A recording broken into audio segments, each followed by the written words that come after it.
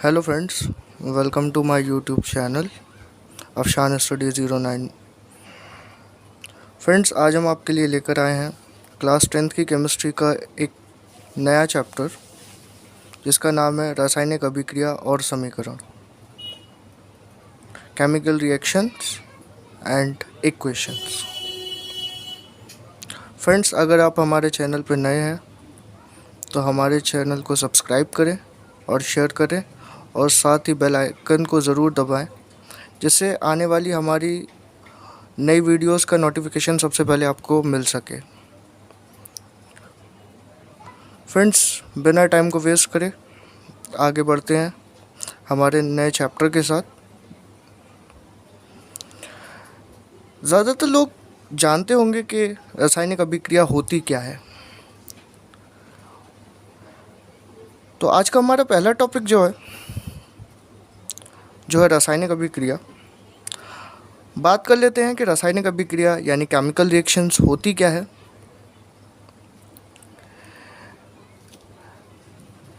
यहाँ हम देख रहे हैं कि जब दो या दो से अधिक पदार्थ को आपस में मिलाया जाता है और उनके मिलने से एक नया पदार्थ बनता है, उसे रासायनिक अभिक्रिया कहते हैं। तो सिंपल वर्ड्स में हमें ये समझ में आया कि रासायनिक अभिक्रिया होती क्या है। जब दो अलग अलग तरह के जो पदार्थ होते हैं, उन पदार्थ को जब हम आपस में मिलाते हैं और उनको रिएक्ट करवाते हैं, तो पदार्थ तो आपस में मिल जाते हैं, लेकिन उन पदार्थ के आपस में मिलने के बाद एक तीसरा एक नया पदार्थ बनता है जो कि रासायनिक अभिक्रिया के अंदर बनता है, और उस तीसरे पदार्थ का बनना यही रासायनिक अभिक्रिया कहलाती है। अब उदाहरण से इसको समझ लेते हैं कि अगर A को हम B के साथ मिलाते हैं, अगर हम A को B के साथ मिलाते हैं तो यहाँ पर ये चीज़ जो साइन आपको दिखाई दे रहा है, ये केमिकल रिएक्शंस का साइन होता है। इन दोनों को मिलाने के बाद यहाँ पे जो केमिकल रिएक्शंस हुई और रिएक्शंस के बाद यहाँ पर A B के साथ मिल गया, तो यहाँ पर AB हमें मिला।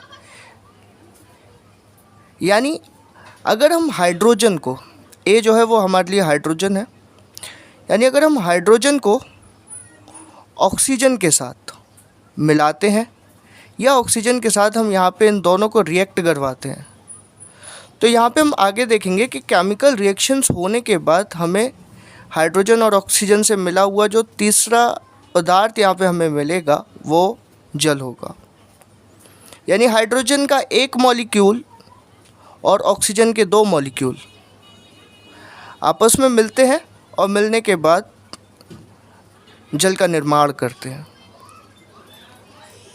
इसी तरह रासायनिक अभिक्रिया के अंदर हमने देखा कि जिन पदार्थों को आपस में मिलाया गया और जिन पदार्थों के मिलने से एक नए पदार्थ की उत्पत्ति हुई, वो कौन से पदार्थ होते हैं, आइए उन पदार्थ के बारे में जानते हैं। इसमें हमने पहले पदार्थ के बारे में जाना जिसको हम कहते हैं अभिकारक। अभिकारक क्या होते हैं? ये ऐसे पदार्थ होते हैं जो किसी भी रासायनिक अभिक्रिया के अंदर भाग लेते हैं। यानी जिस तरह से अभी हमने ऊपर वाली इक्वेशंस के अंदर देखा, समीकरण में हमने देखा कि हाइड्रोजन और ऑक्सीजन ये दोनों एक तरह से एक अभिकारक है, क्योंकि इन्होंने जो रासायनिक अभिक्रिया होने वाली है उस रासायनिक अभिक्रिया के अंदर इन्होंने भाग लिया। और इनसे बनने वाले जो पदार्थ होते हैं, रासायनिक अभिक्रिया के बाद जो पदार्थ बनते हैं उन्हें क्या कहते हैं, आइए उसके बारे में भी देखते हैं। यहाँ पे तीसरा हमने इस चीज़ को देखा कि उत्पाद क्या होता है कि ऐसे पदार्थ जो रासायनिक अभिक्रिया में बनते हैं। यानी उत्पाद ऐसे पदार्थ होते हैं जो रासायनिक अभिक्रिया के अंदर बनते हैं। यानी अभिकारक जब आपस में मिलेंगे और उनके मिलने के बाद जो तीसरा पदार्थ बनेगा वो उत्पाद होगा। या हम इसे कह सकते हैं कि ऐसे पदार्थ जिनका निर्माण रासायनिक अभिक्रिया के द्वारा होता है। यानी हमने इस इक्वेशंस के अंदर देखा कि हाइड्रोजन और ऑक्सीजन ये दो अभिकारक थे। जब इनको आपस में मिलाया गया और इनके बीच केमिकल रिएक्शंस करवाई गई, तो उसके बाद हमें तीसरा पदार्थ यहाँ पे जल मिला और हाइड्रोजन और ऑक्सीजन के मिलने पर यहाँ पे जल का निर्माण हुआ। तो यहाँ पे जो जल का निर्माण हुआ वो हमारे लिए उत्पाद होगा। इसे भी उदाहरण के साथ समझ लेते हैं कि कार्बन और ऑक्सीजन मिलकर कार्बन डाइऑक्साइड का निर्माण करते हैं। यानी ये कार्बन को जब हम ऑक्सीजन के साथ अभिक्रिया करवाते हैं तो इन दोनों के मिलने पर हमें जो उत्पाद मिलेगा वो कार्बन डाइऑक्साइड होगा। रासायनिक अभिक्रिया को किस प्रकार पहचानें? यानी जब रासायनिक अभिक्रिया होती है तो उन रासायनिक अभिक्रिया को हम किस तरह से पहचान सकते हैं? तो इसके लिए हमारे पास कुछ पॉइंट है जिसको लेकर हम डिस्कस करते हैं कि रासायनिक अभिक्रिया जब भी होगी तो हम उसको पहचान किस तरह से सकते हैं। यानी अवस्था में परिवर्तन, यानी जो पदार्थ है वो किसी न किसी अवस्था के अंदर ज़रूर होगा। ठोस होगा, लिक्विड हो सकता है, यानी सॉलिड हो सकता है, लिक्विड हो सकता है, या फिर गैस हो सकता है, ठोस हो सकता है, द्रव हो सकता है, गैस हो सकता है। तो अगर वो ठोस से द्रव के अंदर बदल जाए या द्रव से वो गैस के अंदर बदल जाए तो उसकी अवस्था बदल गई, और उसकी अवस्था में अगर परिवर्तन होता है तो वहाँ पर रासायनिक अभिक्रिया को हम पहचान सकते हैं। इसी तरह से जब कुछ पदार्थ को आपस में मिलाया जाता है तो उनके मिलाने से उनका जो रंग है उस रंग में परिवर्तन हो जाता है, यानी उनका रंग बदल जाता है। तो उसके रंग के बदलने से हम ये भी यहाँ पे पहचान सकते हैं कि यहाँ रासायनिक अभिक्रिया हुई है।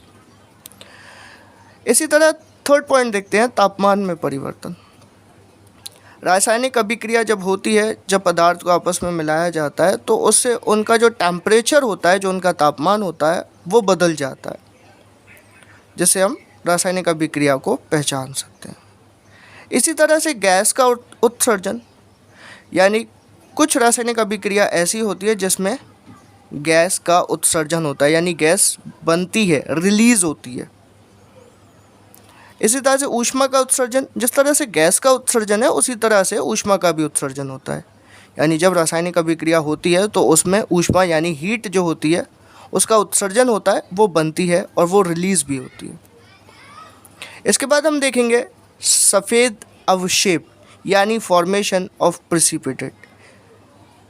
इसको हम कह सकते हैं कि जब अभिकारकों को आपस में मिलाते हैं और उनके मिलाने के बाद हम देखेंगे कि जो पदार्थ हमने आपस में मिलाया था उसमें एक सफ़ेद रंग का एक अवक्षेप आ जाता है, जिसको फॉर्मेशन ऑफ प्रेसिपिटेट कहते हैं। तो इन सारे कारकों को देखकर हम ये कह सकते हैं कि अगर इनमें से कोई कारक होता है तो वहाँ पर रासायनिक अभिक्रिया हो रही है।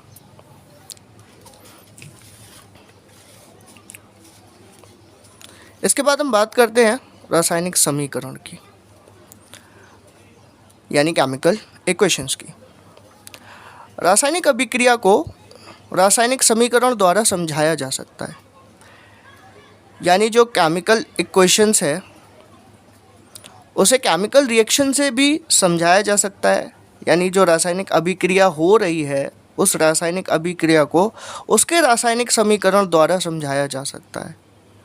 और अभिकारक और उत्पाद, यानी जिनको मिलाने से उत्पाद बनते हैं, अभिकारक वो पदार्थ जिनको मिलाया जाता है और उत्पादक वो जो उन अभिकारकों के मिलने से बनते हैं, उसको उनके पदार्थ के प्रतीक यानी सिंबल द्वारा और उनकी भौतिक अवस्था को भी समझाया जा सकता है। अब हम जानते हैं कि पदार्थ जो होता है उसकी 3 अवस्थाएं होती हैं। पहली अवस्था सॉलिड यानी ठोस, दूसरी अवस्था लिक्विड यानी द्रव, और तीसरी अवस्था यानी गैस। अब हम यहाँ देखते हैं कि जो रासायनिक समीकरण है उसको हम किस तरह से रासायनिक अभिक्रिया में उसकी जो भौतिक अवस्था है उससे समझा सकते हैं। अब यहाँ पे उदाहरण से देख लेते हैं कि कोयले को ऑक्सीजन में जलाने पर, यानी इसमें देखेंगे कि जो कार्बन है, कार्बन यहाँ पे जिस अवस्था के अंदर है तो वो अवस्था हमारे लिए यहाँ पे उसकी भौतिक अवस्था जो होगी वो सॉलिड होगी। क्योंकि हम जानते हैं कि कार्बन जो है वो कोयले का ही एक अपरूप है। इसके बाद हम देखते हैं ऑक्सीजन। ऑक्सीजन हम जानते हैं कि इसकी भौतिक अवस्था क्या होगी, गैस होगी। तो हम इसको जी के साथ यहाँ पर इसके सिंबल के साथ रिप्रेजेंट कर सकते हैं। जब हम कार्बन और ऑक्सीजन को यहाँ पे रिएक्ट करवाते हैं तो रिएक्ट करवाने के बाद हम देखते हैं कि जब केमिकल रिएक्शंस हो जाती है, रिएक्शन साइन के बाद यहाँ पर हमें जो कार्बन है वो ऑक्सीजन के साथ रिएक्ट करता है। रिएक्ट करने के बाद यानी अभिक्रिया करता है, और अभिक्रिया करने के बाद यहाँ पर वो कार्बन डाइऑक्साइड के अंदर बदल जाता है। और कार्बन डाइऑक्साइड के बारे में हम जानते हैं कि कार्बन डाइऑक्साइड जो होती है वो एक गैस होती है। तो इसलिए इसको हम जी के साथ यानी जी के सिंबल के साथ हम इसे दर्शा सकते हैं। इसी के साथ दूसरा उदाहरण देख लेते हैं। Mg जो होता है वो मैग्नीशियम होता है, और मैग्नीशियम की जो भौतिक अवस्था होती है वो सॉलिड यानी ठोस होती है। इसी तरह से ऑक्सीजन के बारे में अभी हमने देखा कि ऑक्सीजन की जो भौतिक अवस्था होगी वो गैस होगी, तो इसलिए हमने इसको G के साथ रिप्रेजेंट किया। अब मैग्नीशियम यहाँ सॉलिड है और ऑक्सीजन यहाँ पे गैस है। इन दोनों में जब हम अभिक्रिया करवाते हैं, जब हम इनके अंदर रिएक्शंस करवाते हैं, तो रिएक्शंस करने के बाद, रिएक्शन साइन के बाद हम यहाँ देखेंगे यहाँ पे जो हमें MgO मिलता है यानी मैग्नीशियम ऑक्साइड जो मिलता है, ये हमारे लिए यहाँ पे केमिकल रिएक्शंस जो हुई उसके बाद हमें यहाँ पे मिला। इसके अलावा हम यहाँ पे बात करते हैं कि कुछ यहाँ पे अवस्थाओं के अंदर, यहाँ पे एक अवस्था हमारी एक्वस भी होती है जिसको हम AQ के साथ दर्शाते हैं। एक्वस का मीन्स होता है जलीय विलयन। ऐसा पदार्थ जो पूर्ण रूप से जल में घुल जाए, यानी किसी भी पदार्थ को अगर हम जल के अंदर मिलाते हैं और जल के अंदर मिलाने के बाद हम देखते हैं कि वो पदार्थ जल के अंदर पूर्ण रूप से मिल जाए, जैसे चीनी, नमक, इस तरह के जो पदार्थ होंगे वो हमारे लिए एक्वस यानी जलीय विलयन होंगे। आगे देखते हैं रासायनिक समीकरण को संतुलित करना यानी बैलेंसिंग ऑफ केमिकल इक्वेशंस। इसमें हम देखेंगे कि अभिकारक में तत्वों के परमाणु की संख्या, जो अभिकारक होते हैं जिनके मिलने पर केमिकल रिएक्शंस होती है, उसमें परमाणुओं की संख्या तथा उत्पाद के तत्वों के परमाणु की संख्या बराबर हो, यानी अभिकारक के अंदर जो तत्व के परमाणु हैं उसकी संख्या और उत्पाद के तत्वों के जो परमाणु हैं उसकी संख्या बराबर हो, तो उसे संतुलित समीकरण कहा जाता है। उदाहरण के लिए यहाँ पे देखते हैं कि 3, यहाँ पर हमारे पास उदाहरण के लिए एक रिएक्शन है Fe प्लस H2O, इसको हम करके सॉल्व करते हैं। यहाँ पे हम इस रिएक्शंस को लिख लेते हैं।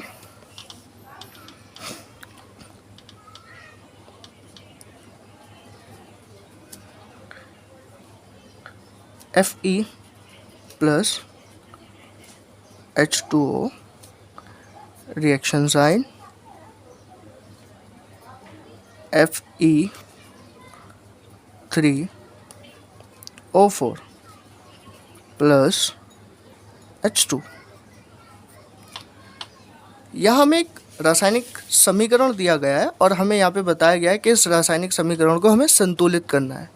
तो इस रासायनिक समीकरण को हम किस प्रकार संतुलित कर सकते हैं, आइए देखते हैं। इसको जब हम संतुलित करेंगे तो संतुलित करने के लिए इसको हम 2 तरीके से लिख सकते हैं, क्योंकि ये हमारा अभिकारक होता है और ये हमारा उत्पाद होता है। तो अभिकारक को हम क्या लिख सकते हैं, अभिकारक को हम LHS लिख सकते हैं और उत्पाद को हम RHS लिख सकते हैं। इसके अलावा इसको हम लिख सकते हैं LHS और RHS। अब LHS पे हम देखते हैं कि यहाँ पर हमारे पास फर्स्ट फेरियम, उसके बाद हाइड्रोजन और उसके बाद ऑक्सीजन। यहाँ पे फेरियम में हमारे पास कितने फेरियम है? एक फेरियम है। इसके बाद हाइड्रोजन देखें तो हमारे पास हाइड्रोजन यहाँ पर 2 हाइड्रोजन है। इसके बाद ऑक्सीजन देखेंगे तो ऑक्सीजन यहाँ पे हमारे पास 1 ऑक्सीजन है। इसी तरह RHS में देख लेते हैं। RHS में फेरियम देखते हैं। फेरियम कितना है हमारे पास? फेरियम यहाँ पे हमारे पास 3 है। इसी तरह हाइड्रोजन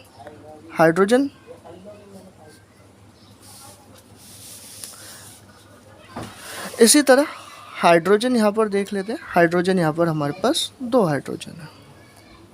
और इसके बाद हम यहाँ पर देख लेते हैं कि ऑक्सीजन हमारे पास यहाँ पर कितना है? ऑक्सीजन हमारे पास यहाँ पर 4 ऑक्सीजन। इसी तरह से अब हम इसको बैलेंस करेंगे। यहाँ पर देखें कि फेरियम जो है LHS में 1 और RHS में 3 है। हाइड्रोजन यहाँ पर दोनों में बराबर है और ऑक्सीजन यहाँ पर LHS में 1 और RHS में 4 है। तो सबसे पहले हम इसको बैलेंस करेंगे, यानी इस समीकरण को संतुलित करेंगे। इस समीकरण को संतुलित करने के लिए यहाँ 3 है तो हम क्या करेंगे, यहाँ पर 3 को ऐड कर देंगे और 3 को ऐड करने के बाद ये हो जाएगा हमारा 1 को हम मल्टीप्लाई करेंगे 3 से तो ये हमारा 3 हो जाएगा। इसी तरह से ये दोनों यहाँ पर बैलेंस हो गए। हाइड्रोजन हमारे पास बैलेंस है। और ऑक्सीजन की बात करें तो ऑक्सीजन यहाँ पर, यहाँ ऑक्सीजन 4 है और यहाँ पर ऑक्सीजन 1 है। तो हमें इसको बैलेंस करना है। तो जब हम इसको बैलेंस करेंगे तो इसको बैलेंस करने के लिए हम यहाँ पर 4 कर देंगे। जब हम इसको 4 करेंगे तो यहाँ पर ऑक्सीजन अभी हमारे पास 1 था और जब इसके साथ हम मल्टीप्लाई करेंगे 4 का तो ये यहाँ पर 4 हो जाएगा। लेकिन इसके साथ साथ यहाँ पे जब हमने ऑक्सीजन को बढ़ाया तो यहाँ पे हाइड्रोजन जो है हमारा, ये हाइड्रोजन भी चेंज होगा, क्योंकि जिसका मल्टीप्लाई हमने यहाँ पर किया है वो पूरी इक्वेशंस में चेंज होगा। यानी 0,4 यहाँ हमने किया तो ये ऑक्सीजन 4 हो गया, लेकिन यहाँ पे हाइड्रोजन 2 है ऑलरेडी और 4 के साथ अगर इसको मल्टीप्लाई करेंगे 2 4 यहाँ पर हो जाएगा 8। इसी तरह यहाँ पर अब यहाँ पे हाइड्रोजन 8 है और यहाँ पे हाइड्रोजन 2 है, तो यहाँ पर इस हाइड्रोजन को हमें चेंज करना पड़ेगा। तो यहाँ पर हाइड्रोजन को भी बढ़ा लेते हैं, यानी 4। तो 4 मल्टीप्लाई 2 इज इक्वल टू 8। ये हमारी इक्वेशंस हो गई बैलेंस और हम इसको यहाँ पर लिख सकते हैं 3Fe।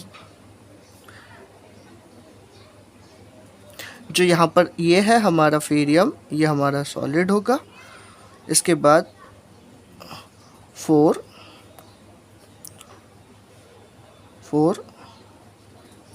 H2O ये लिक्विड है और Fe3O4 ये भी सॉलिड होगा, यानी ठोस होगा। और 4H2 यानी यहाँ पे 4 मॉलिक्यूल्स ऑफ हाइड्रोजन, यानी ये गैस होगा। इस तरह से हम इक्वेशंस को बैलेंस कर सकते हैं। उम्मीद है मुझे आप लोगों को समझ आया होगा। आगे बढ़ते हैं।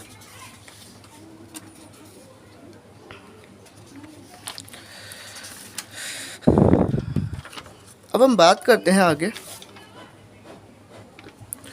रासायनिक अभिक्रिया के प्रकार की।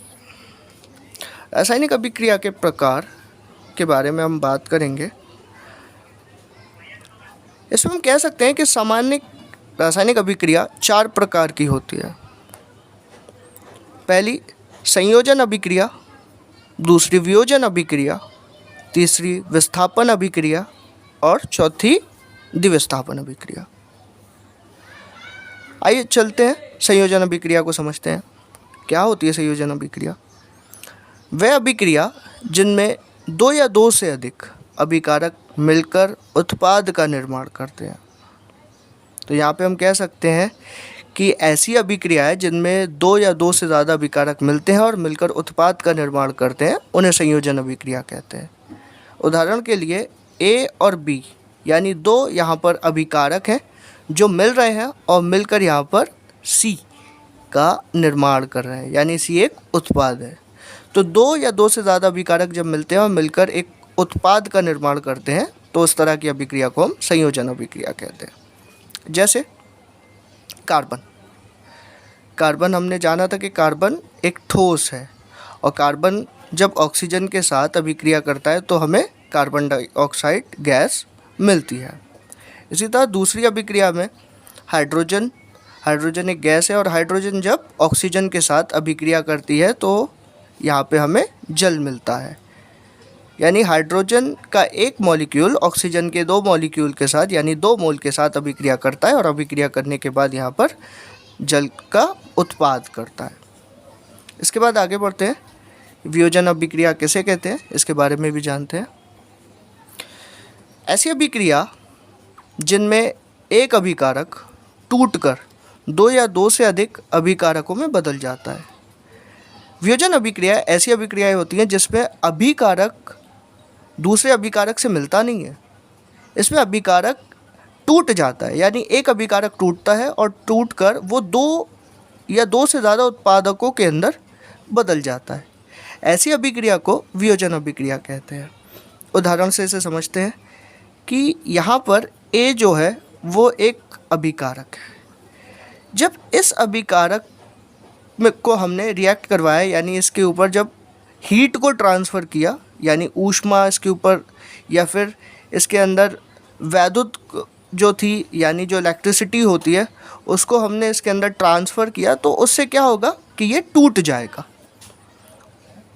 और इसके टूटने के बाद ये 2 अलग अलग उत्पादकों में बदल जाएगा। यानी ए जब टूटा तो टूटने के बाद ये बी और सी के अंदर बदल गया। हो सकता है कि इसमें एक से ज़्यादा में भी बदल जाए, यानी यहाँ पर प्लस डी भी हो सकता है। यानी एक अभिकारक जब 2 या 2 से ज़्यादा उत्पादकों में बदल जाए तो ऐसी अभिक्रिया को वियोजन अभिक्रिया कहते हैं। वियोजन अभिक्रिया निम्न 3 तरह की होती है। अब यहाँ पे वियोजन अभिक्रिया जो होती है वो 3 तरह की होती है। पहली होती है ऊष्मीय वियोजन, अभिकारक का ऊष्मा द्वारा किया जाने वाला वियोजन। अभिकारक क्या करते हैं कि जब अभिकारकों के ऊपर ऊष्मा दी जाती है, यानी जब उनके ऊपर हीट जो होती है उसको जब उनके ऊपर ट्रांसफ़र किया जाता है तो उनमें क्या रिएक्शंस होती है।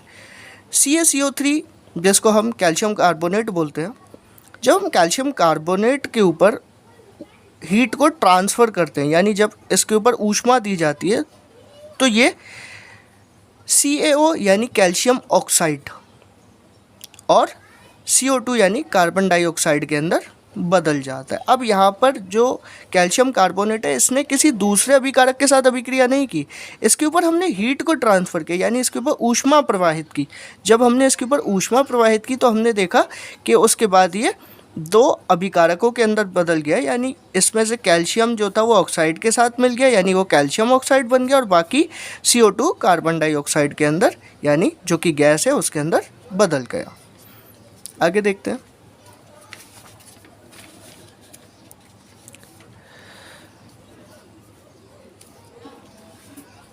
यहाँ पे हम देखेंगे कि वैद्युत वियोजन क्या होता है। जब अभिकारक में विद्युत धारा प्रवाहित की जाती है तब इस प्रकार का वियोजन होता है। जैसे हमने देखा कि अभिकारक जो था वो टूटा था, लेकिन वो कैसे टूटा था, जब उसके अंदर हमने ऊष्मा प्रवाहित की थी। लेकिन इसमें हम देखेंगे कि वैद्युत वियोजन क्या होता है। जब अभिकारक में विद्युत धारा प्रवाहित की जाती है, यानी अब इसमें ऊष्मा प्रवाहित नहीं की जा रही, इसमें विद्युत धारा यानी इलेक्ट्रिसिटी जो होती है वो प्रवाहित की जा रही है। और जब इसमें इलेक्ट्रिसिटी प्रवाहित की जाती है, जब इसमें ट्रांसफ़र किया जाता है, तब इस प्रकार का वियोजन होता है जिसको हम वैद्युत वियोजन कहते हैं। उदाहरण के लिए यहाँ पे समझें कि H2O यानी H2O जो है ये वाटर है, यानी आगे जो हमें 2 दिखाई दे रहा है, यानी वाटर के यहाँ पे 2 मॉलिक्यूल यानी 2 मोल हैं जल के। जब हम जल के अंदर विद्युत धारा को प्रवाहित करते हैं तो जल क्या होता है, वैद्युत वियोजन करता है। और इस वैद्युत वियोजन में क्या होता है, हाइड्रोजन गैस, यानी ये हाइड्रोजन गैस जो है 2H2, ये हाइड्रोजन गैस यहाँ पे हमें दिख रहा है कि वैद्युत धारा प्रवाहित होने के बाद यहाँ पे हाइड्रोजन गैस बनी, यानी ये जल जो था वो हाइड्रोजन गैस के अंदर बदल गया और आगे चल के इसने दूसरा उत्पाद क्या बनाया, ऑक्सीजन। ये ऑक्सीजन हमें दिखाई दे रहा है, ये इसने ऑक्सीजन बनाया। इसके बाद आगे देखते हैं प्रकाशीय वियोजन क्या होता है। इस प्रकार का वियोजन सूर्य के प्रकाश की उपस्थिति में होता है। यानी ये जो वियोजन है प्रकाशीय वियोजन, तो ऐसा वियोजन तब होगा जब सूर्य का प्रकाश होगा, यानी जब सूर्य के प्रकाश की उपस्थिति होती है तब इस प्रकार का वियोजन होता है। उदाहरण के लिए देखें, AgCl जो होता है, Ag होता है सिल्वर और Cl होता है क्लोराइड। सिल्वर क्लोराइड को जब सूर्य के प्रकाश की उपस्थिति में अभिक्रिया करवाई जाती है तो इस अभिक्रिया में हम देखेंगे कि इसमें जो सिल्वर है वो क्लोराइड से अलग हो जाता है। यानी इसमें हमने देखा AgCl जो है वो अलग हो गया, यानी 2Ag जो है सिल्वर वो अलग हो गया और Cl यानी क्लोराइड यानी क्लोरीन को इसने अलग कर दिया। अब इसमें हम ये भी जानते हैं कि क्लोरीन जब किसी दूसरे एलिमेंट के साथ मिलती है तो वो क्लोराइड होता है, और जब क्लोरीन सिंगल अकेले होती है तब उसे हम क्लोरीन बोलते हैं। इसके बाद आगे देखेंगे विस्थापन अभिक्रिया क्या होती है। इस अभिक्रिया में अधिक क्रियाशील तत्व को कम क्रियाशील तत्व को उसके यौगिक से विस्थापित कर दिया जाता है। यानी ऐसा एक तत्व जो काफ़ी ज़्यादा क्रियाशील है और उसी में एक ऐसा तत्व है जो कम क्रियाशील है, तो कम क्रियाशील तत्व के जो यौगिक है उसको अधिक क्रियाशील वाला जो तत्व है उससे विस्थापित यानी अलग कर दिया जाता है। उदाहरण के लिए यहाँ पे देखते हैं कि फेरियम यानी लोहा, Fe यानी फेरियम यानी लोहा, जब फेरियम को अभिक्रिया करवाया जाता है CuSO4 के साथ, यानी CSO4 क्या होता है, ये होता है कॉपर सल्फेट। जबकि फेरियम के बारे में हम जानते हैं सॉलिड होता है और कॉपर सल्फेट जो होता है ये एक्वस होता है और ये नीले रंग का होता है। जब इन दोनों में अभिक्रिया करवाई जाती है तो अभिक्रिया होने के बाद हम देखते हैं कि फेरियम जो है वो सल्फेट से रिएक्शंस करता है, यानी फेरियम जो है वो सल्फेट के साथ रिएक्शंस करता है, क्योंकि फेरियम जो है वो अधिक क्रियाशील तत्व है। ये अभिक्रिया करता है सल्फेट के साथ और यहाँ पे फेरियम सल्फेट को बनाता है। और कॉपर जो है वो कम क्रियाशील तत्व है, इसलिए कॉपर को इससे अलग कर दिया जाता है। इसमें हम देखेंगे कि अभिक्रिया के बाद जो फेरियम था वो फेरियम सल्फेट के अंदर बदल गया और इसमें से कॉपर को अलग कर दिया, क्योंकि कॉपर कम क्रियाशील तत्व होता है, इसलिए इसे विस्थापित यानी अलग कर दिया जाता है। आगे बढ़ते हैं।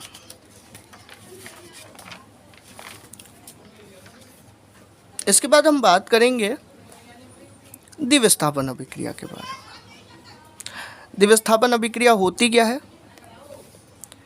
इस प्रकार की अभिक्रिया उत्पाद का निर्माण और अभिकारकों के यौगिक के बीच आयनों के आदान प्रदान से होती है।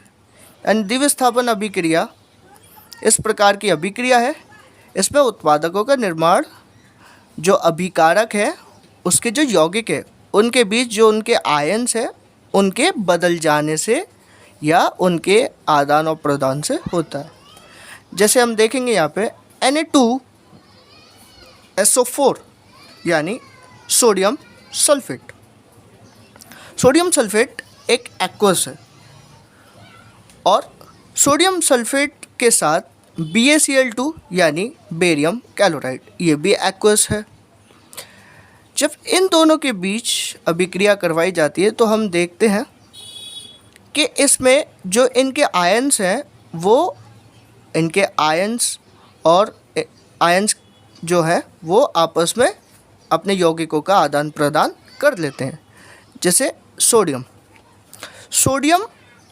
यहाँ पर अपने आयनों को बदल लेगा Cl2 यानी क्लोराइड के साथ,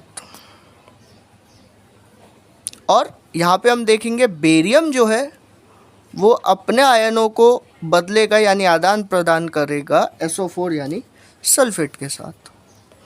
तो इसलिए इस अभिक्रिया में हम देखेंगे कि बनने वाले जो उत्पाद हैं, पहला उत्पाद BaSO4, क्योंकि बेरियम SO4 यानी सल्फेट के साथ अपने आयनों को बदल लेगा यानी आदान प्रदान कर लेगा। तो यहाँ पर BaSO4 यानी बेरियम सल्फेट हमें सॉलिड फॉर्म में मिलेगा, और इसके साथ साथ यहाँ पे सोडियम क्लोराइड यानी 2NaCl, यहाँ पे जो सोडियम क्लोराइड हमें मिलेगा ये भी सॉलिड फॉर्म के अंदर होगा। अब इस द्विविस्थापन अभिक्रिया में हमने ये देखा कि इसमें जो अभिकारक है उनके जो यौगिक है उन्हीं के बीच क्या होता है, आदान प्रदान हो जाता है, यानी वो आपस में एक दूसरे को बदल लेते हैं और उत्पाद का निर्माण करते हैं। इसके बाद बात करेंगे उपचयन और अपचयन की। उपचयन क्या होता है? पदार्थ में ऑक्सीजन में या तो वृद्धि हो जाए या हाइड्रोजन के अंदर कमी हो जाए। अपचयन यानी पदार्थ में ऑक्सीजन में या तो वृद्धि हो जाए यानी या तो ऑक्सीजन बढ़ जाए या फिर हाइड्रोजन जो है उसके अंदर कमी हो जाए। अब हम यहाँ पे देखेंगे कि यहाँ पे C+O2 यानी यहाँ पे जो कार्बन है वो ऑक्सीजन के साथ अभिक्रिया कर रहा है। तो ऑक्सीजन के साथ यहाँ पे अभिक्रिया कर कर यहाँ पर CO2 यानी कार्बन डाइऑक्साइड बन रही है यहाँ पर। तो कार्बन डाइऑक्साइड के बनने का यहाँ मतलब ये कि ऑक्सीजन यहाँ पे जुड़ रहा है। तो ऑक्सीजन में क्या हो रहा है, यहाँ पे ऑक्सीजन में वृद्धि हो रही है, और ऑक्सीजन में वृद्धि होने का मतलब ये क्या होगा, ये उपचयन होगा। इसके बाद अपचयन देखते हैं। अपचयन क्या होता है कि पदार्थ में हाइड्रोजन की या तो वृद्धि हो जाए या ऑक्सीजन कम हो जाए। अपचयन में हाइड्रोजन या तो बढ़ जाएगा या फिर ऑक्सीजन कम हो जाएगा। इसको देखते हैं। यहाँ पर देखेंगे कि CuO यानी कॉपर ऑक्साइड, जब कॉपर ऑक्साइड यहाँ पर हाइड्रोजन के साथ अभिक्रिया कर रहा है तो यहाँ पर हम देखेंगे कि यहाँ पर ऑक्सीजन जो है वो हाइड्रोजन के साथ अभिक्रिया होकर यहाँ पर दिखाई दे रहा है हमें, यानी यहाँ जल का निर्माण हो रहा है। और यहाँ पे देखेंगे यहाँ पे Cu यानी कॉपर अलग हो गया है। तो इस अभिक्रिया में हम देखते हैं कि इसमें दोनों तरह से यहाँ पे उपचयन भी हो रहा है और यहाँ पे अपचयन भी हो रहा है, क्योंकि यहाँ पे ऑक्सीजन जो है वो बदल रहा है, क्योंकि यहाँ ऑक्सीजन यहाँ पर आ गया क्योंकि ऑक्सीजन यहाँ था, और ऑक्सीजन अभिक्रिया के बाद हाइड्रोजन के साथ जुड़ गया तो ऑक्सीजन यहाँ पे क्या हुआ, ऑक्सीजन यहाँ पे कम हो गया। तो इसलिए यहाँ पे अपचयन भी हो रहा है, और यहाँ पे ये देखेंगे कि कॉपर के साथ, इसलिए यहाँ पर उपचयन भी हो रहा है। इसके बाद आगे बात करें, ऐसी अभिक्रिया जिनमें दोनों क्रियाएं हो, जिसमें अपचयन भी हो और जिसमें उपचयन भी हो, उन्हें रेडॉक्स समीकरण कहा जाता है।